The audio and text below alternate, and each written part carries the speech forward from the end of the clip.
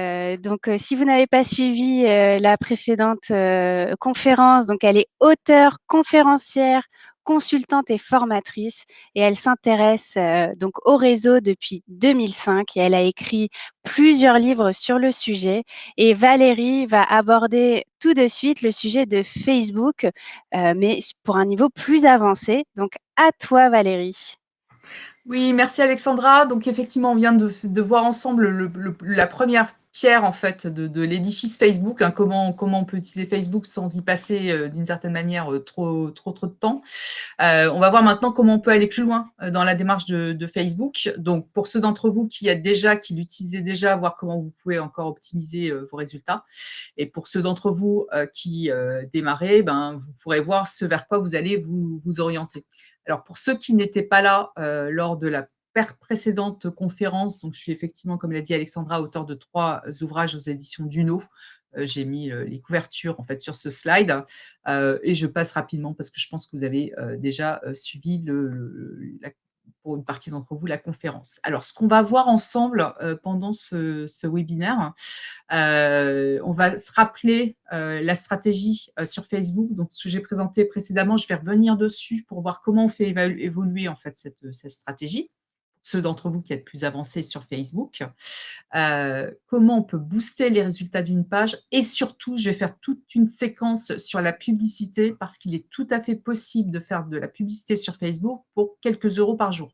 Et littéralement, vous pouvez lancer une campagne pour 2 euros ou 5 euros. En fait. Et moi, je vais vous encourager à faire des toutes petites campagnes, hein, du micro-paiement en fait sur Facebook, mais des choses qui sont hyper ciblées.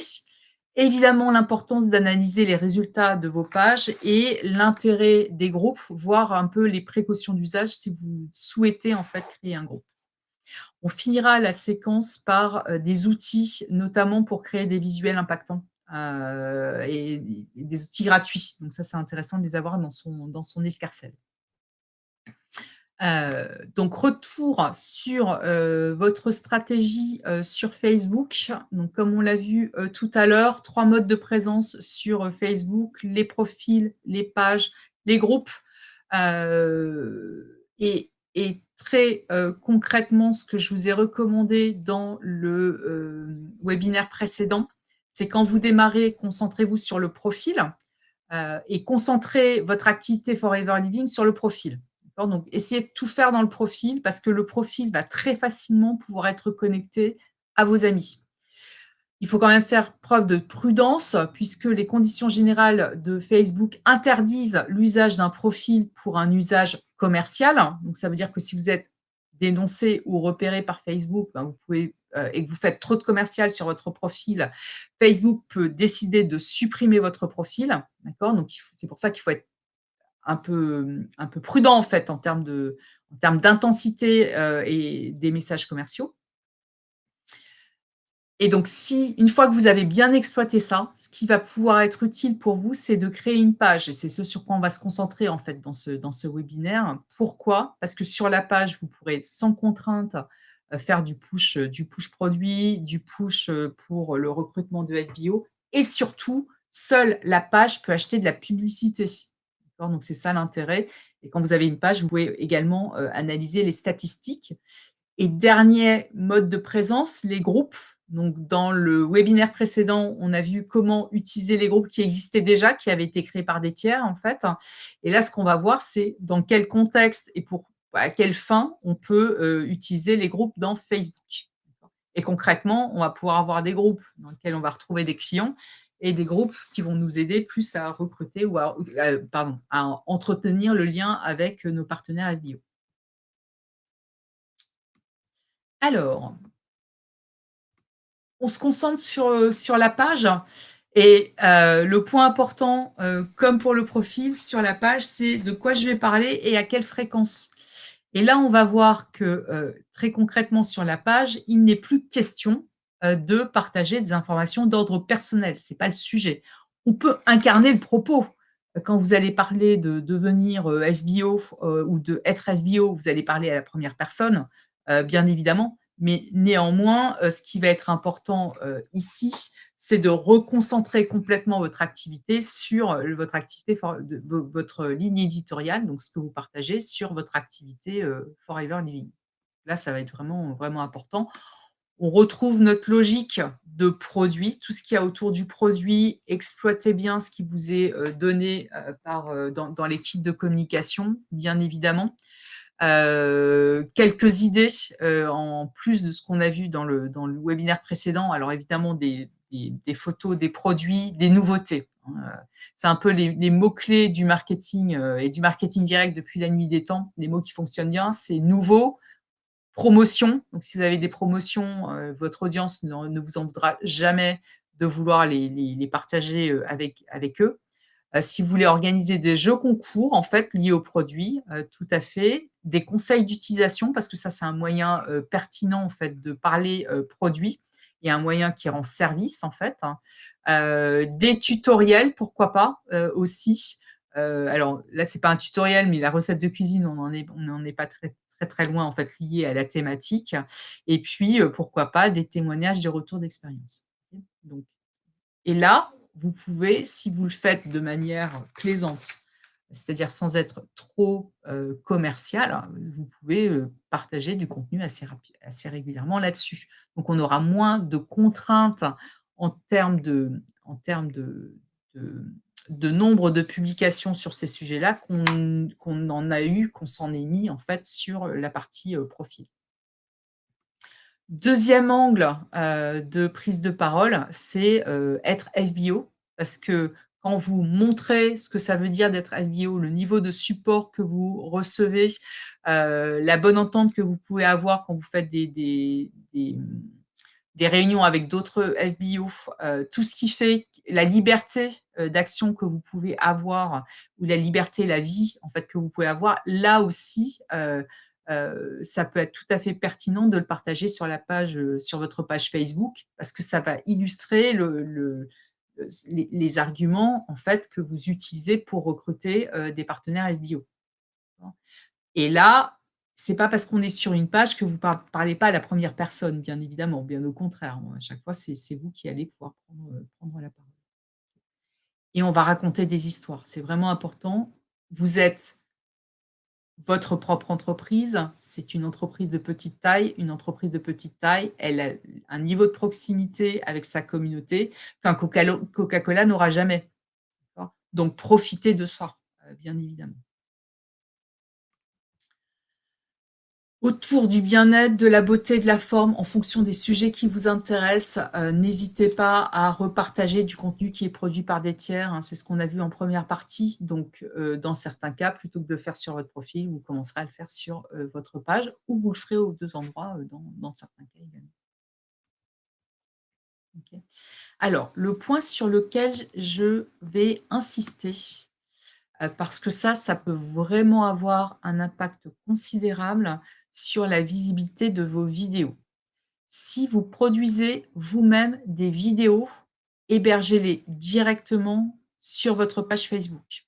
Pourquoi je vous dis ça? Parce que, il y a une guerre entre Facebook et YouTube sur le volume de vidéos qui va être diffusé et très concrètement, quand je partage le lien de ma vidéo hébergée sur YouTube dans Facebook, l'algorithme de Facebook va pénaliser, enfin va lui donner moins d'importance que quand j'héberge directement ma vidéo dans Facebook. Et en plus, quand j'héberge directement ma vidéo dans Facebook, cette vidéo se lance automatiquement, quand, l'internaute scrolle sur sa page d'accueil, son fil d'actualité et donc du coup, le contenu en est beaucoup plus visible, en fait, tout simplement. Donc si vous produisez vous-même des vidéos, n'oubliez pas de les héberger directement dans Facebook. Ça, c'est un point extrêmement important. Évidemment, si vous ne produisez pas de vidéos, ben, vous allez repartager les liens, quand vous les trouvez sur YouTube, vous allez repartager la vidéo qui est hébergée sur YouTube en utilisant le lien de partage, le bouton de partage de YouTube. Il est évidemment hors de question d'enregistrer cette vidéo et de la rediffuser en vous l'appropriant, ça c'est juste pas possible. Le fait d'héberger directement une vidéo sur Facebook, ça ne vaut que si c'est une vidéo que vous avez vous produite, évidemment. Alors, L'autre point qui est important, c'est la fréquence de publication. Quand vous avez une page Facebook, qui est très animée, vous allez publier entre 3 et 5 fois par semaine. C'est beaucoup, d'accord? Heu, Si vous décidez de faire de la publicité à l'issue de ce webinaire, donc concrètement, vous avez une page et vous décidez de faire de la publicité, vous pouvez tout à fait descendre la fréquence de publication, sur la page. Donc en d'autres termes, et moi, c'est la tactique que je vous recommanderais, mais concrètement, la tactique gagnante en termes d'efficacité et de temps passé, si vous avez un petit budget publicitaire, c'est de faire moins de publications. Vous pouvez passer à une publication ou 2 publications par semaine si vous le souhaitez et promouvoir ces publications via de l'achat publicitaire. C'est là que vous aurez une portée de publication, donc un nombre de personnes qui voient vos publications qui sera le plus important. Si vous ne souhaitez pas, acheter de la publicité parce que vous n'avez pas le budget, parce que vous n'êtes pas encore mûr, en fait, sur le sujet, parce que ça prend un peu de temps, en fait, et de compétences de lancer une campagne publicité. À ce moment-là, essayez d'augmenter un petit peu la fréquence de publication et surtout travaillez bien la qualité de vos publications. Parce qu'on va voir l'algorithme de Facebook juste après, il est, extrêmement, pénalisant. Alors, voilà, donc ce qu'on va voir, c'est comment on booste les résultats de la page. Je vous rappelle, l'algorithme de Facebook prend en compte, donc l'algorithme de Facebook, c'est ce qui régit le fait que la publication de la page soit vue, par, les personnes qui sont abonnées à la page. À titre d'info, je crois que j'ai dans le slide suivant, la portée, ce qu'on appelle la portée organique moyenne, d'accord? Donc en moyenne sur toutes les pages, vous avez 7 des abonnés à une page qui vont voir en organique, naturellement, la publication qui est émise par cette page. 7, d'accord? Donc c'est lilliputien. Alors évidemment, ça, c'est une moyenne. Quand vous avez une toute petite page et en général, vous, ça va pas être des grosses pages parce que vous avez une communauté qui est locale, d'accord? Donc dans le meilleur des cas, vous allez arriver alors je je je spécule, mais si vous arrivez à avoir plusieurs milliers, en fait, d'abonnés, ce sera vraiment très bien, d'accord? Donc vous aurez, en règle générale, une portée qui sera supérieure parce que, Facebook pénalise les très grosses pages, d'accord? Mais néanmoins, il faut garder en tête, en fait, qu'on est en moyenne à 7. Donc vous ne serez jamais à 100, ça c'est clair, et ça peut varier d'une publication à l'autre, hein, la portée de toute façon. Donc concrètement, ce qu'on va faire, c'est qu'est-ce qu'on peut faire pour améliorer cette portée? Donc déjà comprendre l'algorithme de Facebook, hein. Facebook va servir votre publication auprès d'un public qui a déjà réagi aux publications antérieures. Donc c'est pour ça que ça va être important de regarder les résultats que vous obtenez en fait sur vos publications et que dès que vous avez une portée qui baisse, un engagement qui baisse, bah, il va falloir agir. Il va falloir vraiment récompenser avec des publications absolument pas promotionnelles, engager votre communauté et cetera et cetera. Donc les résultats des publications vont être importantes. Le type de publication va être important également et le moment où on publie va être important également. D'accord? Donc on va garder ça en tête et on va voir comment optimiser tout ça. Heu, le point clé, ça va être comment je crée de l'engagement sur mes publications. Après, on verra les types de visuels et les horaires. Comment je crée des publications engageantes. Je vais vous donner quelques astuces. Alors, on a déjà parlé de la vidéo, qui était à partager directement quand elle vous appartenait. Une autre astuce, alors là, je vous passe les astuces logiques qui sont, des contenus intéressants. Ça veut dire que si les contenus ne vous intéressent pas vous, il y a peu de chances pour qu'ils intéressent votre audience, en fait, en d'autres termes, d'accord? N'hésitez pas à rajouter une description qui, illustre un peu votre propos. Si vous voulez en parler à la première personne, tant mieux, au contraire. Vous pouvez rajouter des emojis comme on va le faire sur Instagram, donc ces petits pictos en fait qui humanisent le discours, qui vous rendent sympathique en fait, en d'autres termes et vous pouvez mentionner d'autres personnes. D'accord? Donc ça, c'est un peu un moyen, d'optimiser les publications. Moins elles ressemblent à de la pub, plus elles sont ou utiles ou divertissantes, plus vous gagnez. D'accord? Donc vraiment challengez-vous en fait sur vos publications en termes d'attractivité en fait. Donc ça veut dire que je vais travailler le visuel aussi pour qu'il soit intéressant, entre juste la photo du produit et une photo de produit en donc les jus de fruits par exemple que vous avez ou les smoothies que vous avez, si je mets juste le pack shot, du smoothie, c'est pas du tout la même chose que si je le mets sur la table du petit déjeuner et puis je raconte une histoire autour de, toute la famille adore et en plus j'en consomme depuis, 2 semaines, je me sens mieux pour les raisons suivantes et c'est vrai que voilà ce qu'on a mis dedans pour, d'accord? Donc on va faire un peu de storytelling, mais avec une photo qui sera, attractive, d'entrée de jeu, en fait. N'hésitez pas à varier les formats de publication. Alors quand on a une page, on a une palette de formats qui est nettement supérieure à celle que l'on a quand on est un profil, en fait. Donc expérimenter, utiliser différents formats. Même au niveau des images, en fait, on a différents types de publications. Il y a un format de publication qui est, qu'on néglige trop souvent, qui est le format événement et on reviendra là-dessus, mais n'hésitez pas à créer des événements quand c'est pertinent. Et puis aussi, utiliser la solution, de Facebook pour créer des publications et les programmer qui s'appelle le Creator Studio, si vous ne l'utilisez pas encore et qui est accessible de votre interface d'animation, en fait, de la page. Alors, les événements, ce qui est im pourquoi c'est important de créer des événements si vous organisez de vrais événements et ça peut être des événements en ligne, bien évidemment des webinaires et il y en a plein quand vous allez dans les événements Facebook, vous avez la plupart d enfin, tous les événements sont maintenant à cause de la crise, sont des événements à distance. Donc n'hésitez pas à le faire.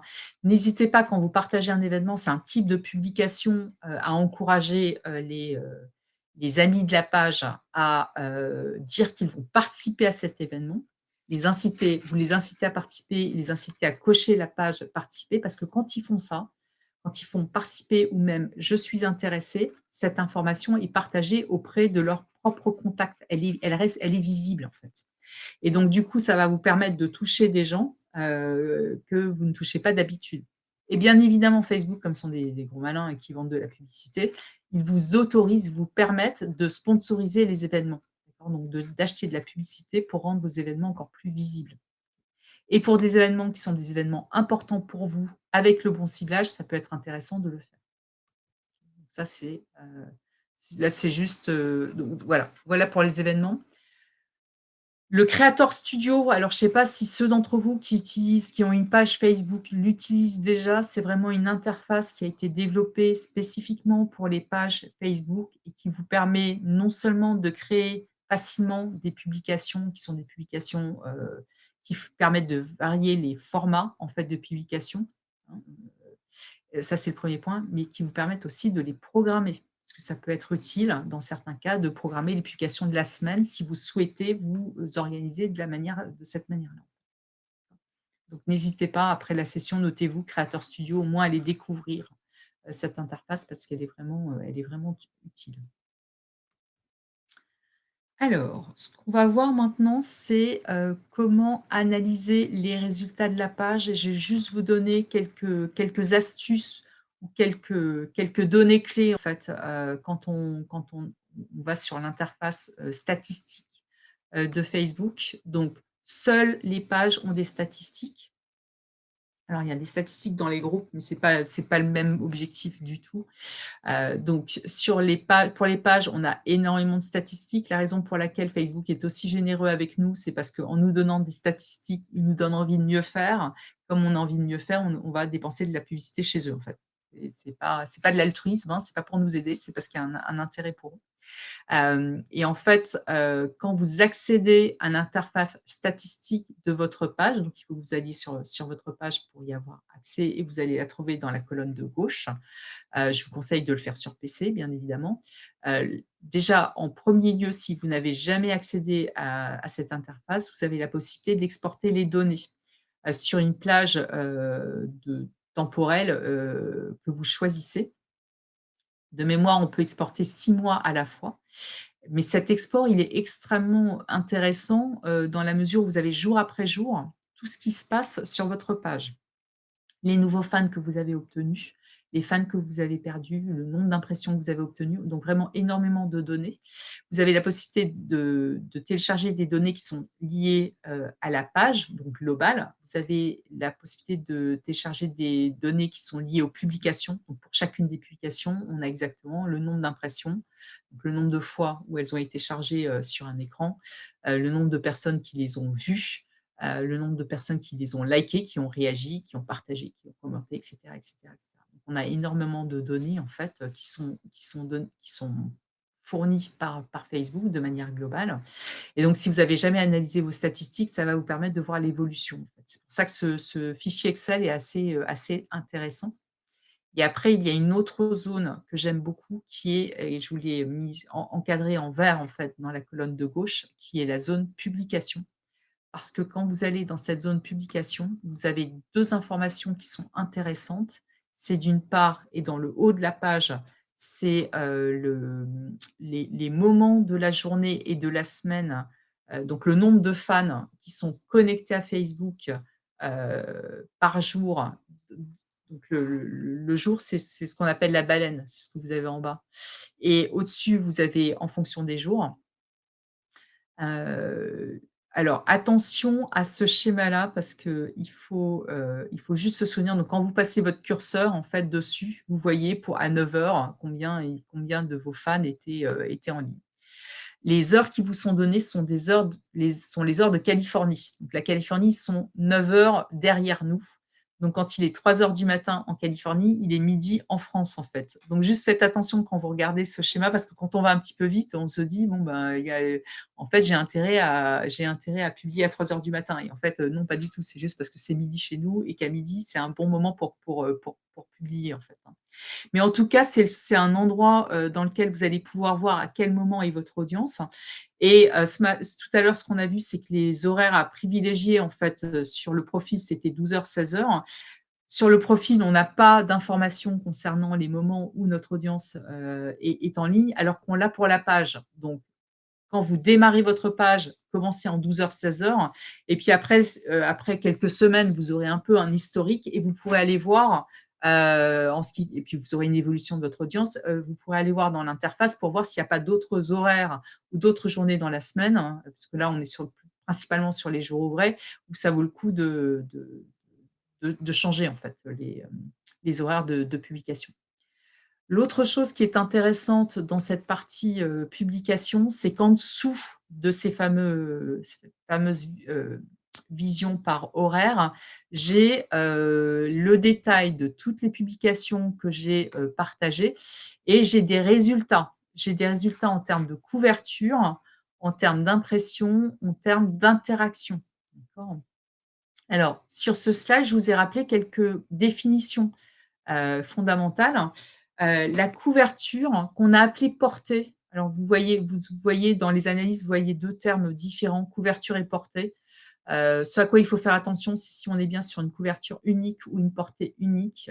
Heu, Par défaut, en général, c'est unique quand c'est pas spécifié pour la couverture et en fait, c'est le nombre de personnes qui ont été exposées à la publication. Donc c'est le nombre de personnes qui ont accédé, qui quand ils ont eu accès à leur compte Facebook, ont vu apparaître la publication. S'ils la voient apparaître, 3 fois, bah, c'est une couverture d'une personne, mais c'est 3 impressions.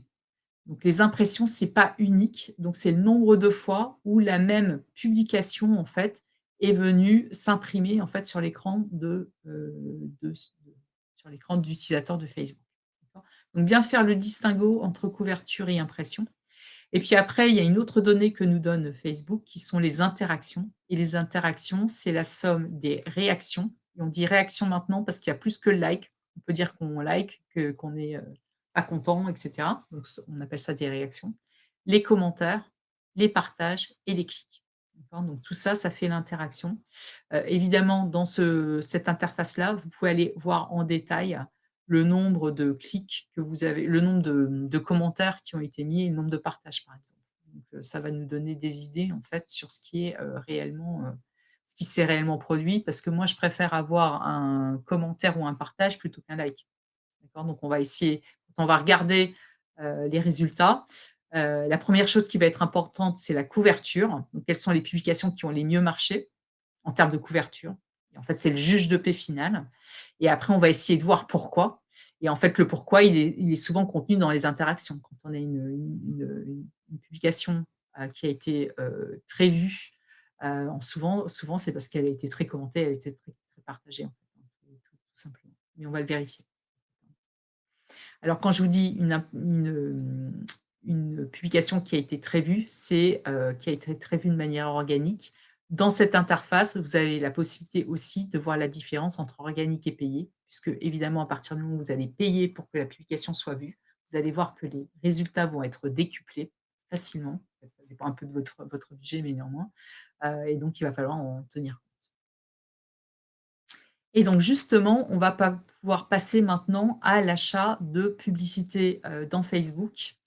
Heu, alors c'est le point dans la publicité Facebook, vous pouvez aller après 2 types d'objectifs sur Facebook.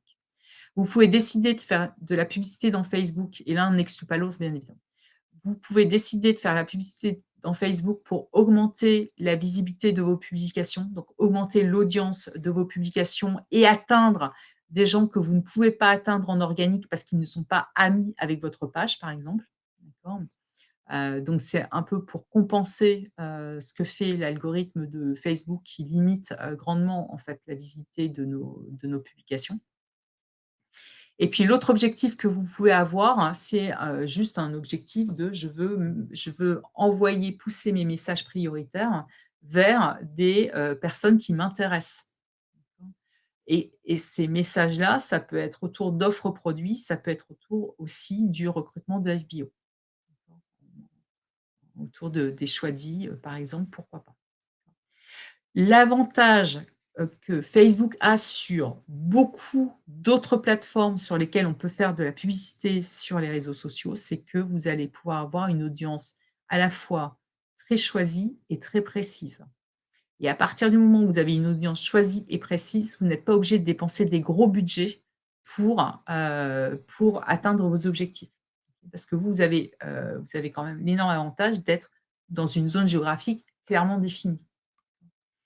Donc, quand je vous dis une audience choisie et précise, dans Facebook, on a la possibilité de cibler sur des critères objectifs, mais qui sont liés au déclaratif. Donc, évidemment, bon, l'âge, on le renseigne quand on crée son compte sur Facebook, on met sa date de naissance et sauf les ados qui étaient à moins de 13, eux, ils mentent, hein. Pour pouvoir utiliser Facebook, ils disent qu'ils ont 13 ans alors que pas du tout. Donc ils mentent sur 1 ou 2 ans, hein, bien évidemment. Mais autrement, tout le monde a renseigné sa date de naissance et donc du coup, cette notion d'âge est complètement pertinente. La géographie est pertinente parce que souvent on est en géolocalisation, donc Facebook sait où on est, d'accord? Voilà, donc il y a des critères qui sont de cet ordre-là, et il y a aussi beaucoup de critères qui sont liés à notre comportement sur Facebook et à l'extérieur de Facebook. Puisque Facebook, à travers un réseau de sites partenaires, arrive à savoir quelle est mon activité en dehors de Facebook. Alors pas sur tous les sites, mais sur un certain nombre de sites. Et donc Facebook, certains sociologues disent que Facebook nous connaît mieux que notre conjoint, d'accord? Tout simplement parce que Facebook analyse tout ce à quoi on réagit, tout ce sur quoi on ralentit le scroll aussi, tous les endroits où on va qui sont indexables par Facebook, en fait, il agrège toutes ces informations pour avoir un espèce de profil de nous. Et savoir que, tel utilisateur, aime, le sport ou aime le kayak, ou aime, les, compléments alimentaires, ou aime le bio, et cetera, et cetera. D'accord? Donc c'est en fonction de notre, chemin de navigation. Facebook va pouvoir décider si c'est l'un des critères qui a été choisi par l'annonceur, l'entreprise qui fait la publicité. Facebook va pouvoir décider si oui ou non vous allez voir cette publicité, en fait. D'accord? Donc c'est une finesse de ciblage qu'on a, assez peu ailleurs et c'est bien pour ça quand je vous disais tout à l'heure, la guerre de Facebook pour qu'on passe le plus de temps possible dans Facebook, il est vital pour Facebook que vous fassiez des actions dans Facebook, puisque ce qu'il vend à ses annonceurs, à ses clients, entreprises, c'est le fait de pouvoir cibler des gens sur la base du comportement effectif. Donc c'est pas juste une question de quantité d'audience, c'est qualité des informations qu'on a sur l'audience. Alors, je vous donne plusieurs exemples de campagnes. Et ce qui est intéressant dans Facebook aussi, quand vous mettez en place, la campagne, alors même si vous n'allez pas jusqu'au bout, c'est que vous pouvez faire un comptage. Donc vous pouvez savoir à tout moment, donc là j'ai mis un exemple, donc j'ai mis, Boulogne-Billancourt, hein, mon adresse. J'ai mis un rayon de 5 kilomètres autour de mon adresse, âgés de 35 à 45 ans, des hommes et des femmes, peu importe le genre, et des gens qui ont, le secteur professionnel un secteur professionnel lié à l'art, au divertissement, au sport et aux médias. Et là, j'ai trouvé, 3 000 personnes à peu près. Grosso modo 3 000 personnes. Donc ça, je me dis: «Ben oui, en fait, ça peut être intéressant pour» alors c'est des métiers dans lesquels peut-être il y a un besoin de complément de revenus, à l'heure actuelle parce qu'ils ont été très durement impactés, par la crise. Donc ça peut être effectivement une piste de réflexion. D'accord. Le seul bémol de ça, c'est que, en fait, ce champ-là, cette sélection-là est faite sur le fait que les utilisateurs aient ou non renseigné leur champ professionnel, ce qui est loin d'être la majorité, en fait, sur Facebook. Donc on peut tester une campagne de ce type-là, mais on n'aura pas forcément des résultats, exceptionnels. Donc ça se teste, mais il faut connaître les limites de ce champ en particulier qui est le secteur professionnel. Je me dis: «Bon, bah, peut-être que je vais faire un autre exemple un autre, type de campagne» et là, je vais prendre plutôt des gens donc je vais limiter le scope parce que j'en avais beaucoup, rayon de 1 kilomètre autour de mon adresse, je vais prendre les 35-45 ans, que les femmes et je vais prendre le centre d'intérêt fitness et bien-être. Là, une audience qui est extrêmement précise, et on tombait autour de, 1 400 personnes. L'intérêt de ça, audience extrêmement précise, ça veut dire que je vais dépenser rien du tout. Je peux faire une campagne sur cette cible qui est très petite à 1 € par jour. C'est vous qui décidez. On peut descendre sur des budgets qui sont vraiment, lilliputiens en fait, hein, sur Facebook. À 1 € par jour, peut-être que je ne toucherai pas toute ma cible, mais à la limite, c'est pas très grave parce que je ne veux pas les surexposer à ma campagne. D'accord? Donc là, du coup, si en fait les gens sont pas surexposés, ils vont pas être saoulés par ma campagne et donc je vais pérenniser ma présence en fait, sur Facebook. Là, je vous donne un autre exemple et là, ce qui est important, c'est que vous pouvez ajuster au fur et à mesure. Alors, là, j'ai mis d'autres idées parce que alors, quand vous commencez à regarder les critères, prenez un bloc-notes à côté parce que vous allez avoir plein d'idées et c'est vraiment, vous allez tâtonner au début en disant: «Bah, je vais faire ça, ça, ça et voilà quel est le potentiel». Il est bien plus efficace de vous concentrer en fait sur, de faire plusieurs petites campagnes avec très peu de participants dans la campa dans la cible, plutôt que de faire une grosse campagne où vous ciblez plein de gens. D'accord? Donc ça, c'est vraiment le point important. Donc je vous ai donné d'autres idées de thématiques, compléments alimentaires, le bio, et puis une autre idée, parce que ça, c'est possible de le faire dans Facebook, bah, je peux cibler les gestionnaires de pages sur la thématique du sport. Des personnes qui, sur Facebook, gèrent des pages Facebook sur le thème du sport, qui sont dans ma zone géographique, je peux les cibler sur Facebook.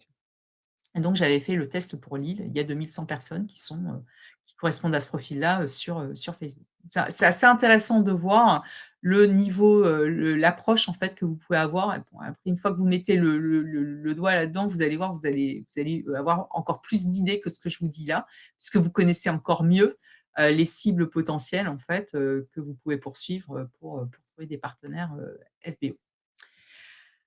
En stratégie de campagne, moi, ce que je vous recommande, si vous pouvez, allouer un budget, c'est vraiment des budgets, tout petits, des budgets quotidiens tout petits sur une période, limitée, en fait, pour booster les publications de la page. Donc vous mettez 1 ou 2 € sur une publication pendant 3 jours et puis quand vous avez des campagnes qui sont plus importantes pour recruter des FBO, par exemple, bah, vous allez mettre un peu plus de budget, mais concrètement 5 € par jour, hein. C'est pas non plus, la peine de mettre beaucoup plus que ça, en fait, hein. Commencez toujours avec des budgets faibles. Ça, c'est vraiment, vraiment le point important et de toute façon, vous pouvez limiter. C'est-à-dire que quand vous êtes dans l'interface de Facebook, vous dites: «Je veux faire une campagne de telle date à telle date et je veux pas dépenser plus de temps par jour». Alors, on va rentrer dans les détails de la mise en place parce que ça, c'est important que vous soyez un peu guidés là-dessus. Facebook est en train de mettre à disposition de tout le monde une interface hyper simplifiée. Moi, je ne vous recommande pas l'interface simplifiée. Pourquoi? Parce que vous avez très peu de capacité de ciblage, donc c'est Facebook qui va décider pour vous et l'objectif de Facebook, c'est de vous faire dépenser le plus possible, évidemment. Donc je vous recommande de mettre en place, de créer votre compte business, sur Facebook et d'utiliser ce qu'on appelle l'interface de gestion de publicité, le Ads Manager de Facebook. Là, vous aurez la possibilité de faire plein de choses. Alors, c'est pour trouver ça, parce que dans Facebook, ils l'ont un peu enterré, vous faites une recherche sur Google et vous tomberez dessus, hein, tout simplement. C'est pour ça que je vous ai mis cette capture d'écran. Donc à éviter également le sponsoring sur la booster la publication directement sur la publication parce que là, pareil, ça vous donne très peu de critères de ciblage. Or vous, vous avez intérêt à vraiment affiner, vos critères de ciblage. Donc le gestionnaire, on en a parlé, gestionnaire de publicité et pour vous aider, là aussi, ce qui est important, c'est de bien comprendre comment est structurée une campagne sur Facebook. C'est un système de poupée russe. Donc vous avez un premier niveau, qui est la campagne. Au niveau de la campagne, vous allez pouvoir renseigner les objectifs de la campagne et mettre un budget global de la campagne. Le budget global de la campagne est à mon sens optionnel. En revanche, ce qui va être très important, c'est au niveau des ensembles de publicités, donc le niveau d'en dessous, c'est de fixer un budget pour chacun des ensembles de publicités. Donc on a une campagne, on peut avoir différents ensembles de publicités. L'ensemble de publicités, vous allez décider 2 choses. Vous allez décider du ciblage et de l'emplacement. Donc ce qui est malin, donc par exemple, si vous voulez faire de la publicité et sur le fil, principal, le newsfeed, le fil d'actualité et dans les stories Facebook, moi ce que je vous recommanderais de faire, comme c'est deux emplacements différents et que derrière les créations sont différentes, vous créez un ensemble de publicités pour le fil et un ensemble de publicités pour les stories, d'accord? Et faire vraiment, vraiment, vraiment ça.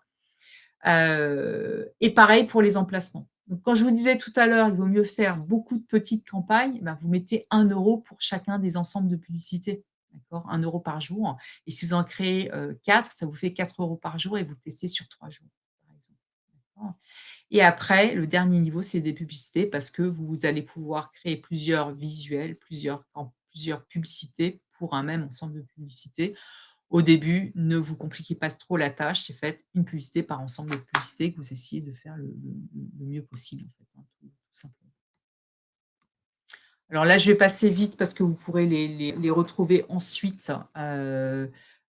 Objectif de campagne, favoriser l'interaction, avec votre publication. Évitez tout ce qui est trafic et conversion. Pourquoi?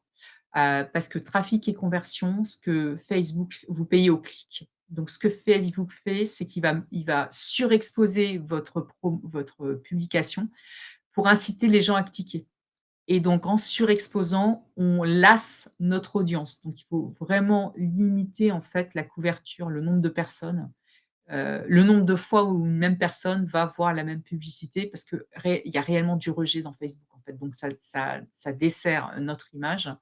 L'objectif de couverture va être marginal. Interaction, c'est très bien et pour pousser les publications et pour pousser les événements.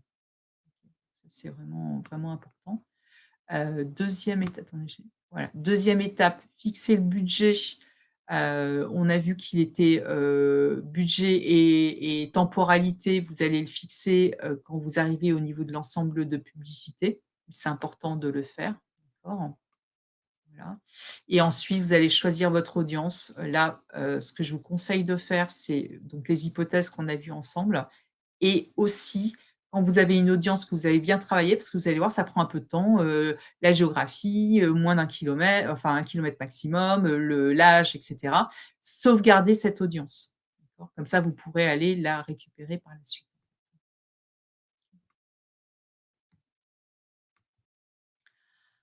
Choisir son emplacement, conseil. Audience Network, vous ne le prenez pas parce que ça, c'est le réseau partenaire de Facebook. On n'a pas assez de contrôle, c'est moins qualitatif, donc vous allez avoir du volume, mais pas nécessairement de la qualité. Donc, il vous reste Facebook, Instagram. Si vous faites une campagne sur Facebook, vous faites un ensemble de publicités différent de celui que vous avez sur Instagram. Vous ferez 2 ensembles de publicités et dans Facebook, privilégiez le fil d'actualité. Dans Instagram, conseil, on le verra, comme on ne le voit pas cet après-midi, en fait, sur la partie Instagram, mais Instagram, faites un ensemble de publicités pour les publications et un ensemble de publicités pour les stories. Toujours pareil, dès qu'on est sur les stories, on est sur des formats de publicité qui sont différents, donc c'est important de l'isoler. Dernier point, arbitrage Facebook, Instagram, les campagnes coûtent in fine plus cher, retour d'expérience, hein. Les campagnes coûtent in fine plus cher sur Instagram que sur Facebook. Donc moi, je vous conseille de démarrer sur Facebook. Alors, quand vous créez la publicité, vous prenez une publication existante, ce qui est vraiment à privilégier, surtout si elle est travaillée de manière très éditoriale, donc elle ne ressemble pas de la pub. Si c'est une publicité que vous allez créer, soyez le moins publicitaire possible et faites attention à l'emplacement dans laquelle elle va se trouver parce que ça va dicter son format. Sur les stories, on est à la verticale. Sur Instagram, dans le feed, on est à un format photo carré. D'accord ? Et sur Facebook, on peut être ce qu'on veut. Mais il y a des formats qui sont optimisés aussi, ils vous sont donnés dans l'interface. Et puis une fois que vous avez lancé la campagne, alors ce qu'il faut savoir, c'est que Facebook va en fait, revoir votre campagne avant de l'accepter. Donc il y a une révision qui est faite par une intelligence artificielle de Facebook. Donc ça veut dire que s'il y a une temporalité forte, n'attendez pas 5 minutes avant le début de la campagne pour la préparer. Prévoyez le jour d'avant, en fait. Prévoyez au moins un bon laps de temps de 24-48 heures, en fait, puisque vous pouvez programmer, de toute façon. Et puis après, vous irez regarder les résultats, que vous obtenez. Dernière chose que je voulais partager avec vous, ce sont, les groupes. Pourquoi et comment, créer un groupe? Vous allez pouvoir rentrer dans une logique, de groupe à partir du moment où vous avez envie de créer une communauté que vous voulez vraiment animer de manière rapprochée, donc beaucoup plus les impliquer. En fait, ce sont des gens, c'est un peu comme si là, vous allez regrouper des gens qui sont un peu comme des ambassadeurs déjà pour vous, en fait, qui aiment beaucoup vos produits, ou bien, et parce que c'est l'alternative, ou bien vous allez animer le groupe de vos FBO partenaires, en fait, hein, partenaires. D'accord? Parce que pour que quelqu'un adhère à votre groupe, il faut vraiment, vraiment qu'il y ait il y a un point commun, il y a une douleur ou un centre d'intérêt fort. Donc si vous décidez d'animer un groupe de clients, concrètement clients et prospects, il va falloir l'animer autour d'une douleur forte qui peut être, autour de la perte de poids ou autour de retrouver, le peps et le dynamisme autour de la forme, d'accord? Donc ça peut être la logique. Et puis la douleur, si vous souhaitez organiser une communauté de FBO, c'est autour de comment je fais pour développer mon business. Et vous voyez qu'à chaque fois, il va falloir leur donner de la valeur, en fait, une bonne raison de rejoindre la communauté. Et après, c'est pas fini. Parce qu'une fois que vous avez créé ce groupe, alors déjà, ce que je vous conseille, c'est de créer un groupe privé, d'accord? Il va falloir l'animer parce qu'il ne faut pas que les gens oublient qu'ils sont membres du groupe. Donc, il faut une animation régulière, il faut aller solliciter les membres, il faut répondre à leurs questions. Donc, c'est pour ça que c'est assez chronophage. Donc, ça a été utilisé par certains d'entre vous et je pense que ça ressort dans les témoignages auxquels vous avez accès pour animer des communautés, notamment pendant la crise sanitaire. Et ça a été fait avec beaucoup de succès. Et écoutez leurs témoignages pour bien vous nourrir de la manière dont ils ont fait les résultats obtenus. Ce qui fonctionne bien dans un groupe, c'est quand vous avez des relais, donc quand vous avez des gens qui sont un peu des ambassadeurs dans la communauté qui vous aident à l'animer. Aucun objectif de taille sur le groupe, la qualité prime sur la quantité et évidemment, il va falloir promouvoir régulièrement votre groupe. Alors, je vous propose les 45. En fait, j'avais préparé une partie outils, mais elle est commune à la partie Instagram. Donc, je la déroulerai dans la partie Instagram, donc ceux que ça intéresse d'avoir accès à des outils pour, créer des visuels, impactants, des bases de données, en photo gratuites et libres de droit, vous pourrez écouter la fin, de la conférence, enfin du webinaire Instagram, cet après-midi. Et ce que je vous propose, maintenant, c'est de, passer à vos questions.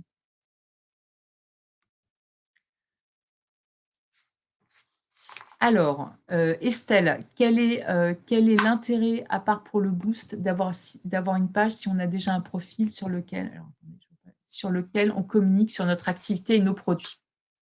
Alors effectivement, c'est une vraie question que vous avez à vous poser. Si vous avez déjà un profil qui est extrêmement bien animé et que les résultats sont satisfaisants pour vous, vous n'avez pas besoin de plus, c'est pas la peine d'aller sur une page. Si en revanche, vous vous dites: «OK, je vais avoir besoin de passer au-delà de ma communauté naturelle, que je commence à avoir du mal à recruter, de nouveaux amis». Bon après il y a une limite naturelle, c'est qu'un profil ne peut pas avoir plus de 5 000 amis. Donc si jamais vous êtes confronté à ça, typiquement la personne qui est street artiste, dont je montrais la photo, tout à l'heure, elle a plus de 5 elle est arrivée à 5 000 contacts, donc elle est obligée de passer par une page. Mais très concrètement, si vous êtes contente des résultats de votre profil et que vous voyez que vous en avez encore sous le pied et en ce qu'on appelle en organique, donc naturellement sur le profil, continuez à exploiter le profil. Si vous vous sentez limité en termes de profil, notamment en conquête, de nouveaux clients, que ce soit produits ou de nouveaux FBO, à ce moment-là, ça peut être vraiment intéressant pour vous d'avoir une page que vous allez animer. Passez pas trop de temps en animation, mais achetez de la publicité et testez. D'accord? Donc ça, c'est vraiment le conseil que je peux vous donner. Mais vous voyez qu'il y a il y a un peu une notion d'intensité d'usage, en fait, hein, du profil versus la page. Alors, Sylvane, comment fait-on pour héberger une vidéo sur Facebook? Je fais des vidéos avec Filmora. Alors, je ne connais pas Filmora. Si vous pouvez sortir un fichier, extraire, donc récupérer un fichier, MP4 par exemple, sur, Filmora, concrètement, vous allez mettre en ligne ce fichier directement, sur votre page ou sur votre profil Facebook. Et à ce moment-là, il sera hébergé, directement sur Facebook, en fait, hein, tout simplement. Alors, Grégory, pourquoi ne pas publier plus sur nos pages? 3 fois par jour, c'est trop. Nous devons publier différemment concernant la fréquence entre nos profils et nos pages. Les stories, devons-nous en faire pour que notre bulle soit toujours pleine? Alors, pourquoi ne pas publier plus sur nos pages? Parce qu'on risque de lasser notre audience et avant de lasser notre audience, on risque de lasser l'algorithme de Facebook. Donc, l'algorithme voit que vous publiez beaucoup, peu d'interactions sur les publications, il rend les publications moins visibles auprès de vos contacts. C'est mécanique, en fait. Donc moi, ce que je vous recommanderais plutôt, c'est publier moins, mais publier mieux. Donc, revisitez vos publications en vous disant comment je peux les optimiser pour les rendre les moins publicitaires possibles, les plus attractifs possibles. Allez voir dans vos statistiques ce qui marche le mieux, ce que votre audience apprécie pour pouvoir leur servir de plus en plus ce type de contenu. C'est vraiment important de faire ce travail-là. Autrement, vous allez être extrêmement pénalisé par l'algorithme de Facebook. Donc, vous allez faire beaucoup d'activités, vous allez publier beaucoup, mais personne ne va voir vos publications. Vous allez voir la couverture de vos publications aller en descendant, le nombre d'impressions de vos publications aller en descendant. Et là, vous allez être obligé à recourir à la publicité pour compenser. D'accord? Donc là, quand on rentre là-dedans, on ne rentre pas dans une spirale positive. Tout ce que je vous dis pendant ce webinaire, ce sont des choses que l'on observe en règle générale. Il y a toujours des exceptions à ce que je dis. Donc, si vous avez beaucoup de succès, des publications qui continuent à être beaucoup vues et l'intérêt est maintenu dans le temps, avec 3 fois par jour, continuez comme ça évidemment, hein. En revanche, si c'est pas le cas, si vous publiez peu et vous vous dites: «Ben, je vais publier plus pour être encore plus visible», à ce moment-là, moi, je vous recommande d'y aller, très progressivement et de vous limiter à une publication par jour. En revanche, mais comme vous le dites, hein, les stories, devons-nous en faire? devons-nous en faire pour que notre bulle soit toujours pleine? Bah oui, si vous faites des stories, si vous faites des stories tous les jours, ou si vous nourrissez votre story au moins une fois par jour, vous restez visible auprès de vos contacts sur leur page d'accueil dans la partie story. Là aussi, hein, pour les stories, il y a un algorithme qui régit ce qui est vu par nos amis et abonnés à la page. Donc, quand sur vos stories, les gens zappent parce que c'est une grosse story sur laquelle il y a 10 écrans, et puis concrètement, on se rend compte qu'ils lisent le premier écran, ça ne les intéresse pas, ils zappent pour aller voir la story suivante. Concrètement, au bout d'un moment, on est tagué, entre guillemets, par l'algorithme de Facebook comme quelqu'un qui n'est pas très intéressant, et nos stories vont être moins vues. Donc, moi, je vous encourage vraiment maintenant, que ce soit nombre de fans, nombre de publications dans la story, à vraiment analyser vos résultats et travailler la qualité versus la quantité. C'est vraiment important. Et en général, et on a tous, hein, moi y compris, on a tous une marge de progrès à faire sur la qualité, évidemment, en fait, de nos publications. Estelle, combien de temps faut-il passer sur les réseaux pour que cela soit efficace? C'est une bonne question. C'est une bonne question à laquelle il est extrêmement difficile de répondre, pour plusieurs raisons. D'une part, ça dépend de la qualité de l'audience que vous avez. Ça peut dépendre, dans certains cas, de la qualité de la relation que vous avez avec votre réseau dans la vraie vie, et du fait qu'il soit, oui ou non actif sur, Facebook. Ce sera la même chose sur Instagram cet après-midi. Parce que concrètement, si j'ai une communauté qui est très investie vis-à-vis de moi et qui est très active sur Facebook, en fait, je publie une fois de temps en temps, ils vont voir la publication, ça va très bien se passer, en fait. Donc moi, ce que je vous encourage à faire, c'est d'y aller progressivement. Si vous avez un profil Facebook que vous animez, commencez que vous animez déjà, commencez déjà à mettre en œuvre quelques-uns des conseils que je vous ai donnés dans le dernier webinaire et ce webinaire. D'accord? Donc, allez-y par une approche progressive. Je viens d'interviewer, je fais une parenthèse, des gens qui animent des comptes Instagram, par exemple, pour des petites boîtes, qui adorent Instagram. Ils passent 6 heures par jour en double écran sur Instagram. Si je vous dis ça, vous allez tomber de votre chaise, vous allez dire: «Jamais je vais aller ni sur Facebook, sur Instagram». Donc moi, je ne suis pas jusqu'au boutiste là-dessus. Chaque petite marche compte, en fait, et c'est ça qui est important.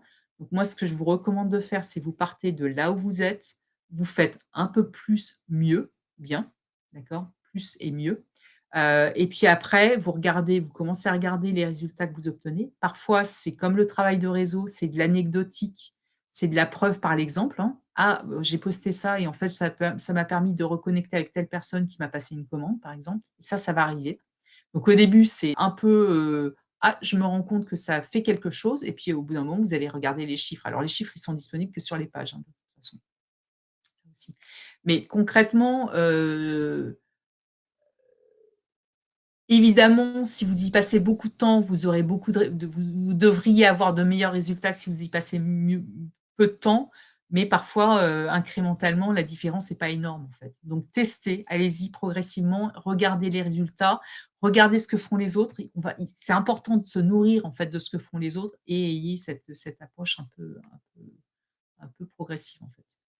Alors, Serge, les hashtags sont-ils importants pour la diffusion d'un article sur une page? Les hashtags dans Facebook sont inutiles. Donc ne vous mettez pas de contraintes, en fait, sur les hashtags dans Facebook. Ils sont essentiels dans Instagram et pas du tout sur Facebook. Heu, j'ai Béatrice. La page a-t-elle un intérêt si on ne fait pas de publicité payante par rapport à la création d'un groupe?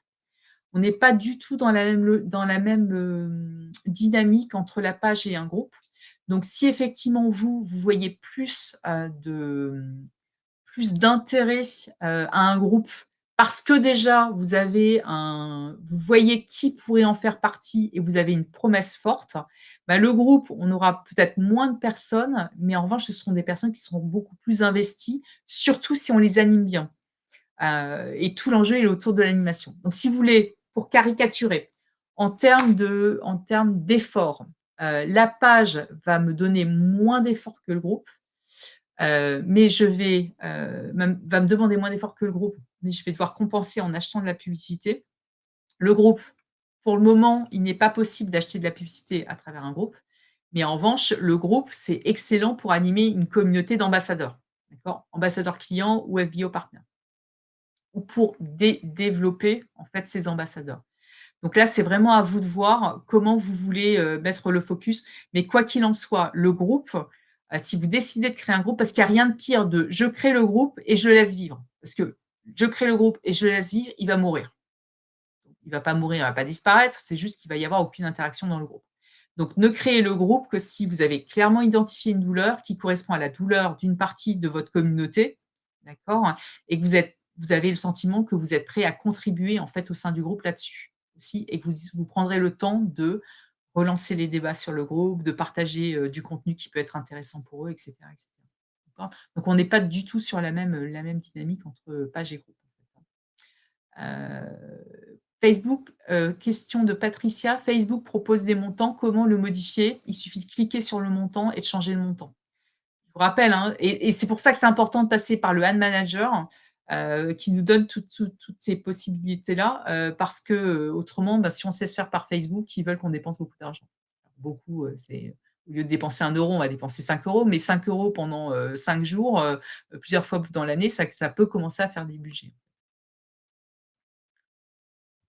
Alors, Laurence, quel est l'intérêt de faire un groupe privé plutôt qu'une page pro? Donc je crois qu'on a eu un peu les réponses dans la question, qui vient, d'être posée, hein. L'arbitrage, page pro, me donne accès au payant, donc c'est bien pour en fait, la page pro, c'est bien à travers le payant pour atteindre des gens qui ne me connaissent pas encore, et le groupe privé, c'est bien pour animer une communauté de gens que je veux convertir en ambassadeur, de manière à ce que fasse rentrer ou me permettre de conquérir des gens avec lesquels ils sont en contact.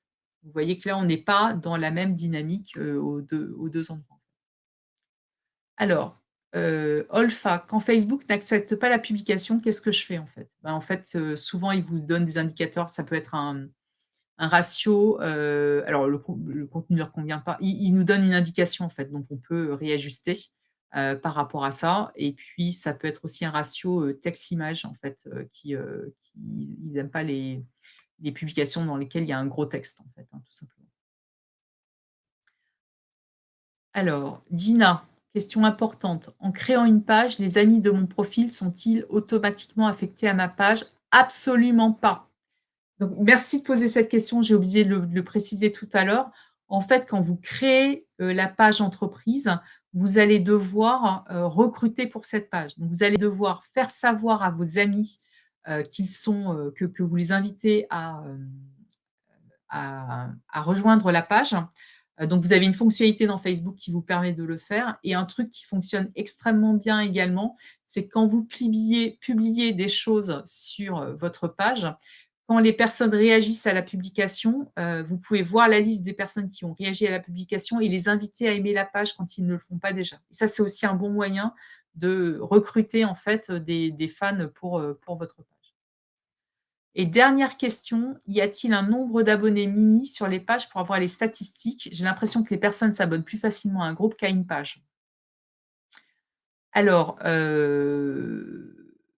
alors 2 questions. Le nombre d'abonnés minimum sur les pages pour avoir les statistiques. Alors, je crois qu'il y en a un et je ne sais plus si c'est 20, fans ou 100 fans. Donc là, je ne peux pas vous aider plus que ça, j'ai un doute. Et sur la deuxième question que vous posez, j'ai l'impression que les personnes s'abonnent plus facilement à un groupe, qu'à une page.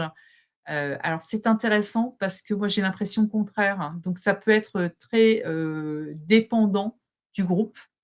Donc si c'est le groupe de ma ville, ben oui, parce que je veux avoir des informations. C'est toujours pareil, hein, c'est le principe de la douleur. Est-ce que j'ai vraiment une grosse douleur et il y a une grosse promesse en face ou pas? Donc là,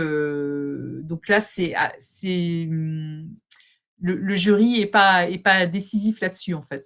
Donc ça va dépendre.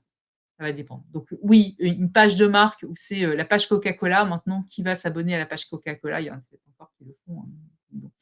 Et le groupe de ma ville, oui, absolument. Un groupe dans lequel la promesse, un groupe privé en plus, hein, parce que le groupe privé, vous devez demander à adhérer. Contrairement à un groupe public, là, ça demande un petit peu plus d'efforts, hein, de notre part, ou un peu plus de montrer la motivation. Donc, il n'y a pas forcément en fait de préférence de l'un à l'autre. En tout cas, ne vous attachez pas à ça pour prendre la décision de faire une page ou faire un groupe. On est arrivé au bout des questions. Donc, je ne sais pas si Alexandra veut clôturer en fait la session. Oui, tout à fait, Valérie. En tout cas, merci beaucoup pour cette nouvelle conférence Facebook Avancée.